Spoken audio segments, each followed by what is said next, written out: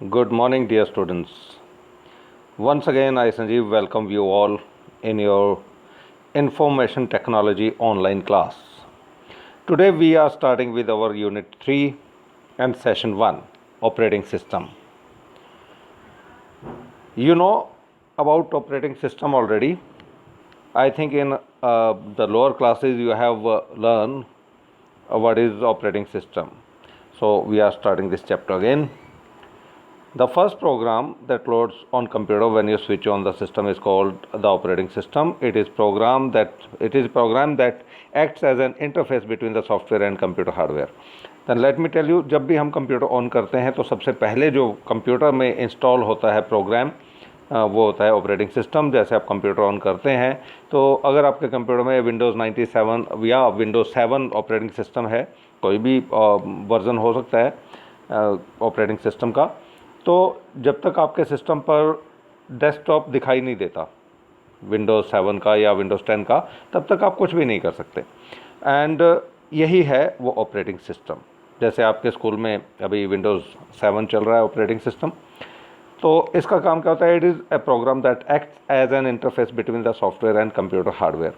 जितने भी कंप्यूटर पर सॉफ्टवेयर होते हैं वो तभी वर्क कर सकते हैं, उन पर हम तभी कोई वर्क कर सकते हैं, उनका यूज़ कर सकते हैं जब हमारे कंप्यूटर में ऑपरेटिंग सिस्टम लोड हो जाता है. और ये एक इंटरफेस का काम करता है दोनों चीज़ों के बीच में, यानी कि कोई सॉफ्टवेयर और जो भी हम यूज़ कर रहे हैं, सपोज MS वर्ड और वट, तो जो कंप्यूटर का हार्डवेयर है वो तभी रिस्पॉन्ड करेगा, तभी उस सॉफ्टवेयर से काम करवा पाएगा जब ऑलरेडी उसमें ऑपरेटिंग सिस्टम लोड हो जाएगा.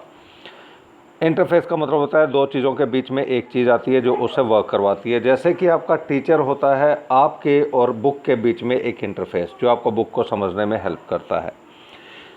आगे हम पढ़ते हैं. It is a specialized set of program to manage the overall functioning of a computer and its resources. तो ये एक स्पेशलाइज सेट होता है प्रोग्राम का, एक स्पेशल सेट है जो इसी काम के लिए बना है, जो कंप्यूटर के रिसोर्सेज यानी कि कंप्यूटर के डिफरेंट पार्ट्स जो हैं वो सभी किस तरीके से वर्क करें वो ये मैनेज करता है. An operating system controls and monitor the execution of the other programs and application. ये जितने भी कंप्यूटर में प्रोग्राम होते हैं, एप्लीकेशंस होते हैं, सॉफ्टवेयर होते हैं, उनको कंट्रोल करता है और उनको रन करता है. It performs basic tasks such as recognizing input from the keyboard, sending output to the monitor, managing files and directories on the storage devices, and controlling peripheral devices. तो जितने भी हमारी डिवाइसेस हैं, कीबोर्ड, मॉनिटर, उन पर क्या output जाना है, क्या इनपुट आया है कीबोर्ड से, ये सभी चीज़ों को रिकॉग्नाइज करने का काम जो होता है वो ऑपरेटिंग सिस्टम का ही बेसिक वर्क होता है. Some common examples of operating systems are Windows, Macintosh, Mac जिसे हम बोलते हैं, Linux, DOS और एंड यूनिक्स. तो ये सभी हैं. विंडोज़ का कोई भी वर्जन हो सकता है. जैसे मैं अभी बात कर रहा था, विंडोज़ 97 से स्टार्ट हुआ, विंडोज़ 3.1 से स्टार्ट हुआ, उससे पहले DOS वर्क करता था, आज भी काफ़ी जगह पर यूज़ होता है. तो ये अलग अलग तरीके से जहाँ पर जिस सॉफ्टवेयर की रिक्वायरमेंट होती है ऑपरेटिंग सिस्टम के तौर पे उसका यूज़ होता है. अब इसमें हम डिटेल में जाते हैं. Functions of N operating system क्या हैं, डिटेल में पढ़ते हैं. Processor management. आपको पता है कंप्यूटर में एक प्रोसेसर होता है जो कंप्यूटर की सारी वर्किंग करता है, प्रोसेसिंग करता है, तो उसको कंट्रोल करना, उसके मैनेजमेंट को, उसके यूज़ को. An operating system manages the working of the processor by allocating various jobs to it. जितने भी कंप्यूटर को काम मिलते हैं उनके लिए प्रोसेसर का यूज़ किस प्रकार से हो, ये मैनेजमेंट कौन करता है? Operating system. It also ensure the each process and application receives enough time by the processor to function properly. तो जितने भी वर्किंग कंप्यूटर को हम देते हैं प्रोसेसिंग करने के लिए, हर प्रोसेस को एक सही टाइम मिले उसका आउटपुट आने के लिए, वो सारा टाइम का मैनेजमेंट भी जो है वो ऑपरेटिंग सिस्टम करता है. Memory management. N operating system manage the sharing of internal memory, RAM and cache etcetera. जो रैम होता है उसमें हमारा जितना भी जो एग्जीक्यूशन हो रहा होता है किसी प्रोग्राम का, आपको पता है वो टेम्परेली स्टोर करने का काम जो होता है वो रैम में होता है, और जिस पे वर्क हो रहा होता है वो भी रैम में स्टोर होता है, और उसका कुछ पार्ट जो यूज़ होता है प्रोसेसिंग में उसे कैशे जो मेमोरी का पार्ट होता है उसमें यूज़ होता है. तो N operating system manages the sharing. तो जो शेयर होने का काम होता है, रैम का यूज़, वो कैशे मेमोरी का यूज़, वो सभी भी ये यूज़ करता है, वो मैनेज करता है operating system. It also takes care of the fact that one process should not consume the memory allocated to another process. कि जो डेटा यूज़ दूसरा मेमोरी एरिया कर रहा है उसी को कोई और प्रोसेस यूज़ ना करे, ये भी मैनेज करता है। An operating system has to make efficient utilization of different types of memory, RAM, cache etcetera within the system to ensure the proper execution of every process. तो जितनी भी process होती है उसका एग्जीक्यूशन, उसका working सही से हो, इसका management between the RAM and other memory types जो कैश हैं, तो उसमें भी इसी का काम होता है। Device management, N operating system controls the working of all input and output devices, it receives the requests from these devices, performs the specific task and communicates back to the requesting processes। तो जितना भी input output का work होता है वो भी input output devices को जो वर्क है वो सभी डिवाइसेस को मैनेज करने का काम भी ऑपरेटिंग सिस्टम का ही होता है। File management, and operating system की stack of information regarding creation, deletion, transfer, copy and storage of files in an organized way. जितनी भी फाइल्स बनती हैं उनको अगर हम क्रिएट कर रहे हैं तो क्रिएशन का काम, डिलीट करें तो डिलीशन, कॉपी पेस्ट या जो भी स्टोरेज कहाँ होना है एक ऑर्गेनाइज तरीके से, वो काम भी फाइल मैनेजमेंट का ऑपरेटिंग सिस्टम करता है। It also maintain the integrity of data stored in this files including the directory structure.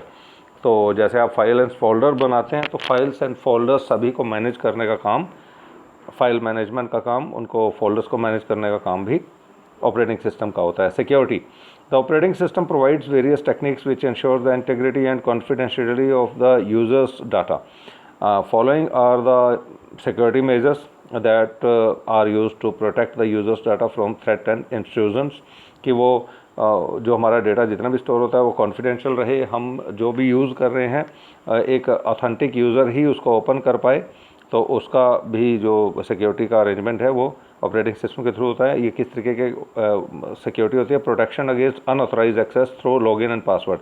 तो जो हम लॉगिन एंड पासवर्ड कई बार आप सिस्टम्स पे देते हैं जो एसेंशियल भी होता है, ज़रूरी होता है अपने डाटा को सेव करने के लिए, तो वो भी जो लॉगिन पासवर्ड का काम होता है वो भी ऑपरेटिंग सिस्टम के थ्रू होता है। Protection against intrusion, keeping the firewall active. एक कंप्यूटर में एक सिक्योरिटी सिस्टम होता है जिसे फायरवॉल बोलते हैं।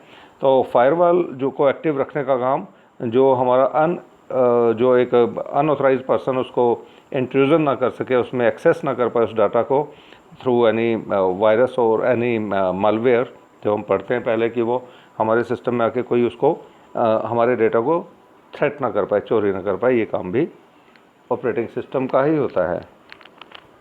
Displaying messages related to system vulnerabilities, कि अगर सिस्टम में कोई ऐसी प्रॉब्लम है कि वो कुछ कमजोरी है किसी सॉफ्टवेयर साइड में, या कोई उसमें डेटा रिलेटेड या फाइल रिलेटेड प्रॉब्लम है जो थ्रेट है सिस्टम को किसी भी तरीके का, वो मैसेजेस देने का काम भी ऑपरेटिंग सिस्टम का ही होता है। एक होता है error detection, the operating system checks the system from time to any kind of external threat और मलेशियस सॉफ्टवेयर एक्टिविटी। किसी भी तरीके की गलत तरीके की जो एक्टिविटी होती है उसको भी ट्रैक करता है। It also checks the hardware too for any type of damage in this process.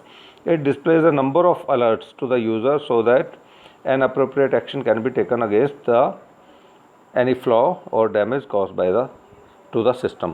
तो जो भी एरर टाइप की प्रॉब्लम्स होती हैं या किसी भी हार्डवेयर पार्ट से रिलेटेड जो भी एक डैमेज होता है, कई बार आप मैसेज देखते हैं कंप्यूटर पर कि अगर हार्ड डिस्क या कई बार सिस्टम ठीक से क्लोज़ नहीं किया, शट डाउन नहीं किया, तो एक मैसेज आता है, उसके बाद आपको कहा जाता है कि इसको एक रन कीजिए सेफ़ वे में।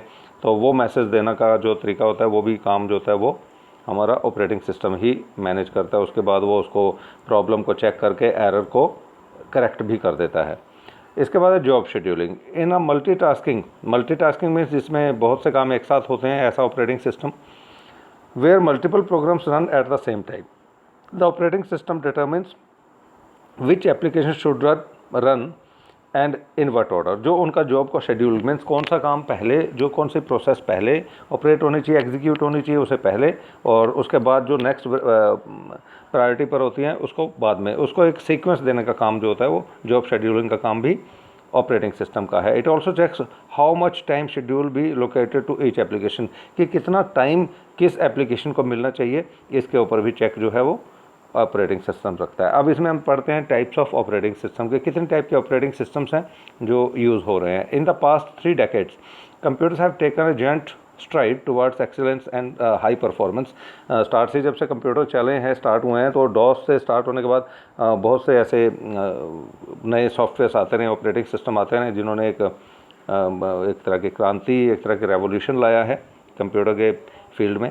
This has become possible due to the evolution of operating system. ये जो अलग अलग तरीके के ऑपरेटिंग सिस्टम आते रहे हैं जिन्होंने कंप्यूटर्स को आगे बढ़ाया। Let us learn about the different types of operating system. Single user operating system, these operating system, इन नाम जो दिए जा रहे हैं जो ऑपरेटिंग सिस्टम्स के, इनके नाम से ही काफ़ी कुछ क्लियर हो जाएगा आपको। इसमें जैसे दिया हुआ सिंगल यूज़र ऑपरेटिंग सिस्टम, इसमें सीधा समझ में आ रहा है कि एक सिंगल यूज़र जो होता है वो उस ऑपरेटिंग सिस्टम से लोडेड जो पीसी होता है, कंप्यूटर होता है, उसे यूज़ कर सकता है। Single user, this operating system could spot on the one user to do one thing at a time.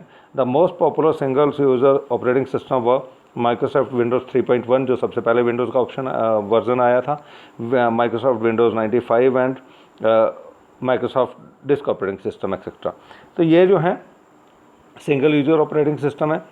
इसके बाद आता है ग्राफिकल यूज़र इंटरफेस, GUI, जो हम आज देख रहे हैं, जिस पर हम सामने आइकन्स देखते हैं, कलरफुल स्क्रीन देखते हैं, पिक्चर्स देखते हैं, आइकन्स के थ्रू सब मैनेज होता है, फोल्डर फाइल की पिक्चर सामने दिखाई देती है, and we can see everything in a graphical way.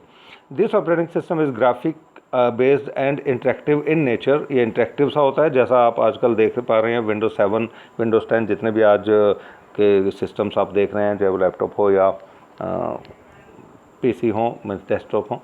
The commands have been replaced by graphic symbols displayed on computer screen called icons. तो आइकन्स आप देख पाते हैं। The user can perform all operations by clicking on the icons. Now a user does not need to remember the lengthy commands और their syntax as they had to do in command line interface. एक CUI होता था, command user interface होता था, या command line interface होता था, character user interface जिसे बोलते थे, CUI। उसमें हर कमांड को हाथ से टाइप करना पड़ता था, मीन्स टाइप करके कंप्यूटर को बताना पड़ता था, और उसके लिए लंबी लंबी कमांड्स याद रखनी पड़ती थी। तो उसमें स्पेलिंग मिस्टेक्स होने के चांस, सिंटेक्स एरर के चांस बहुत होते थे, जो अब नहीं है। सम एग्जांपल ऑफ GUI, अब जो GUI का जो हमारा डिस्क ऑपरेटिंग सिस्टम था वो CUI था, यानी कि वो कैरेक्टर यूज़र इंटरफेस था। अब इसके बाद some example of GUI are Windows operating system. जितने भी हमारे वर्जन आए हैं विंडोज़ ऑपरेटिंग सिस्टम के, वो सभी GUI हैं, यानी कि ग्राफिकल यूज़र इंटरफेस हैं, जिसमें सामने आपको आइकन्स वगैरह, पिक्चर्स वगैरह के फॉर्म में दिखाई देते हैं। इसमें Mac OS operating system, Linux वगैरह, ये सभी जो हैं GUI हैं। Then multi user operating system, multi user operating system सब इसमें दिखाई दे रहा है कि multi user operating system, multi means एक से ज़्यादा, जिसमें आप देख सकते हैं यूज़र को जो सर्व करता है ऑपरेटिंग सिस्टम, उसे कहते हैं मल्टी यूज़र ऑपरेटिंग सिस्टम। पढ़ते हैं क्या लिखा है। Multi user operating system allow more than one user to use the same computer at the same time. Some of the operating systems that fall in this category are Linux, Unix, and Microsoft Windows, Windows 2000. Windows 2000 was the first version of Windows which allowed us to create several user accounts on a single machine. तो एक ही machine पर अलग अलग users जो हैं वो work कर सकते हैं। जैसे विंडोज़ 2000 जो वर्जन आया, उसमें पहला वर्जन था जिसमें आप multi user operating system operate कर सकते थे। मल्टीटास्किंग ऑपरेटिंग सिस्टम, अब मल्टीटास्किंग में क्या है कि एक मल्टीटास्क में से एक से ज़्यादा वर्क करने वाला ऑपरेटिंग सिस्टम एक ही टाइम में। The ability to perform more than one task at a single instant of time is called multitasking. An operating system that is capable of doing multiple tasks or executing processes while using common processing resources like CPU is called multitasking operating system. तो ये है multitasking operating system. इसमें main जो आप याद रखें वो है कि मल्टीटास्किंग ऑपरेटिंग सिस्टम का मीनिंग क्या है। तो जो आप पहली लाइन में देख पा रहे हैं। Then multi threading operating system. Multi threading means, एक हम छोटा सा एग्जांपल पहले ही ले लेते हैं इसमें, कि मल्टी थ्रेडिंग में अगर आप मान के चलें कि आप सपोज एक गेम्स का प्रोग्राम है, गेम सर्वर है। अब एक गेम सर्वर होता है, उसमें साथ ही अटैच होने वाले कई कंप्यूटर्स के ऊपर गेमिंग की जा रही है, गेम खेली जा रही है, और वो सभी जो हैं वो यूज़र्स जो हैं सभी एक ही सर्वर से उस गेम को यूज़ कर रहे हैं, जो उसी गेम के डिफरेंट पार्ट्स पे वर्क कर रहे हैं। तो वहाँ से एक ही गेम अलग अलग लोगों को एक थ्रेड के रूप में मिल रही है। तो इस टाइप के जो सर्वर्स होते हैं, इस टाइप के सिस्टम्स होते हैं, उनको मल्टी थ्रेडिंग ऑपरेटिंग सिस्टम कहते हैं। एग्जाम्पल भी है दिया होगा, these are the operating system that allow different parts of an application और प्रोग्राम टू रन साइमल्टेनियसली, कि एक ही प्रोग्राम के पार्ट अलग अलग जगह पर एक ही टाइम पे रन हो रहे हैं। The feature of multi threading can delay the execution response of certain process. वो एक मल्टी थ्रेडिंग में ऐसा हो सकता है कि वो एक प्रोग्राम के एग्जीक्यूशन को थोड़ा रिस्पॉन्स को थोड़ा स्लो कर दे या डिले कर दे। For example, if you host a game server online, your friend will utilize the different parts of the same game by connecting with your machine at the same time. All the resources will be utilized from your machine, which can degrade the performance of your machine. लेकिन वो आपकी machine का जो working है उसको slow कर सकती है। इसका एक और एग्जांपल हम ले सकते हैं जो हम इंटरनेट से ले सकते हैं। सपोज एक सर्वर के ऊपर सिंगल वेबसाइट है और उस वेबसाइट को रन करने वाले जो स्टूडेंट्स हैं या जो यूज़र्स हैं वो अलग अलग कंप्यूटर पर अलग अलग जगह पर बैठे हुए हैं जो सेम वेबसाइट को एक्सेस कर रहे हैं, लेकिन एक ही वेबसाइट का डिफरेंट पार्ट एक्सेस हो रहे हैं, सेम पार्ट एक्सेस हो रहे हैं, तो हर एक के लिए एक थ्रेड बन जाता है। उस केस में एक थ्रेड, जैसे एक ही प्लेस को कई लोग एक थ्रेड का एक मतलब एक तरीके से उसको यूज़ कर रहे हैं, तो यूज़र के लिए एक हम अगर बनाएं तो एक थ्रेड सा क्रिएट हो जाता है उस वेबसाइट से लेकर यूज़र तक, because everybody is accessing that single website. तो इसे हम कहते हैं मल्टी थ्रेडिंग ऑपरेटिंग सिस्टम, जो इस तरीके के वर्क को ऑपरेट कर पाते हैं। Real time operating system, real time operating system means in real time, जैसे एक ही टाइम में बहुत से लोग एक सर्वर को एक्सेस कर रहे हो।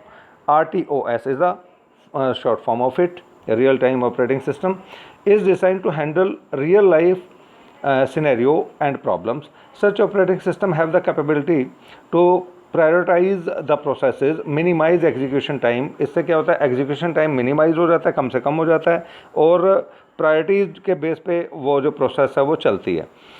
एंड वर्क इंडिपेंडेंटली, और एक बिना किसी रुकावट के वो चलती है। Whenever you book an air ticket, the best example of that कि हम जब रेलवे टिकट या एयर टिकट बुक करते हैं online, you are actually communicating with a real time machine. हम उसके लिए एक्सेस कर रहे होते हैं, एक बुकिंग कर रहे होते हैं टिकट के लिए, तो उसी टाइम पर वो हमारे लिए भी वर्क कर रही होती है और हमें वो टिकट दे देती है, जैसे कि हम वहीं पर हैं जहाँ पर सामने सिस्टम है और हम सिस्टम से डायरेक्ट लिंक्ड हैं, हम आमने सामने हैं, एक ऐसा प्रतीत होता है। और उसी टाइम पर बहुत से लोग रियल टाइम में ही वो टिकट्स परचेज़ कर रहे होते हैं और वो टिकट उनको उसी वक्त उनको आउटपुट के तौर पर मिल जाती है। विच इज़ हैंडलिंग, अब इसमें मैं पूरा दोबारा से पढ़ रहा हूँ। Whenever you book an air ticket online, you are actually communicating with a real time machine which is handling your data independently, giving you instant response। वो आपको उसी वक्त आपका टिकट दे देती है। and securing your information while maintaining the same features for all the other customers who are online at that moment। तो जितने लोग उसी वक्त पर या उससे आगे पीछे जो भी वो टिकट ले रहे हैं उनका सारा डेटा स्टोर हो रहा है उसी रियल टाइम में, और जैसे कि कोई हमारे सामने बैठकर हमारे लिए वर्क कर रहा है और हमारे पास वो टिकट पहुंच जाता है एक मैसेज के तौर पर हमारे फ़ोन मोबाइल नंबर पर, एक मैसेज के तौर पर। तो ये उसी वक्त हो रहा होता है जैसे हम ये काम कर रहे होते हैं, बिल्कुल ऐसे ही जैसे हम विंडो पर खड़े हैं और टिकट परचेज कर रहे हैं। इसी को कहते हैं real time. In reality we are getting the services in reality. So this is real time operating system. Distributed operating system. Distributed operating system runs on computers which are located in different geographical areas. Distributed computers में क्या होता है कि एक जो data है वो एक जगह ना होकर डिफरेंट एरियाज़ में है और इंटरकनेक्टेड थ्रू अ नेटवर्क, और आपस में एक दूसरे से जुड़ा हुआ है एक नेटवर्क के रूप में। It controls this interconnected systems and makes them appear to be a single computer. तो वो जो डेटा है वो अलग अलग जगह पर होता है लेकिन वहाँ से वो एक कंप्यूटर पर पहुंच जाता है और ऐसा प्रतीत होता है कि जैसे वो डेटा एक ही जगह से आ रहा है। इसे कहते हैं distributed operating system. It allows all the linked machine to access data. जितनी भी मशीन्स हैं जो उसके साथ लिंक्ड हैं सभी डाटा एक्सेस कर सकती हैं। Software and process task over a network of geographically dispersed computers. जो जोग्राफिकली दूर दूर हैं लेकिन डेटा एक जगह पर ही उसमें एक्सेस किया जा सकता है। इसका हम एग्जांपल देख सकते हैं, जैसे एक मौसम विभाग वेदर फोरकास्ट करता है और वो वेदर फोरकास्ट में अलग अलग जगह से डेटा एक साथ कलेक्ट हो रहा होता है, लेकिन वो जहाँ पर एक जगह कलेक्ट हो रहा होता है वहाँ पर ऐसा लगता है कि जैसे वो जो पर्सन है जो वहाँ सेंट्रलाइज्ड है या जो सिस्टम सर्वर सेंट्रलाइज्ड है, ऐसा लगता है कि वो डेटा सारा वहीं से आ रहा है, लेकिन वो डेटा अलग अलग जगह से आ रहा होता है और वहाँ से आकर वो एक जगह पर प्रोसेस हो रहा है और डेटा उसी टाइम पर वो सभी जगह से लेकर एक्सेस करके प्रोसेस करके हमें इंफॉर्मेशन सेंट्रलाइज्ड तौर पर दी जाती है वेदर फोरकास्ट के थ्रू। तो ये एक एग्जांपल है इसका। इसके बाद आते हैं, हम विंडोज़ 7 के बारे में पढ़ रहे हैं। ये सब आपने देखा हुआ है ऑलरेडी कि विंडोज़ 7 क्या होता है। Microsoft Windows is a series of graphical user interface, GUI operating system का एक सीरीज़ है ये, which was developed, marketed and sold by Microsoft, जिसे माइक्रोसॉफ्ट ने चलाया। Windows OS was the first graphical user interface for IBM compatible PCs which soon dominated the PC market. सबसे पहले IBM series के कंप्यूटर्स के लिए बना था, उसके बाद ये सारी मार्केट में सभी सिस्टम्स पे आ गया।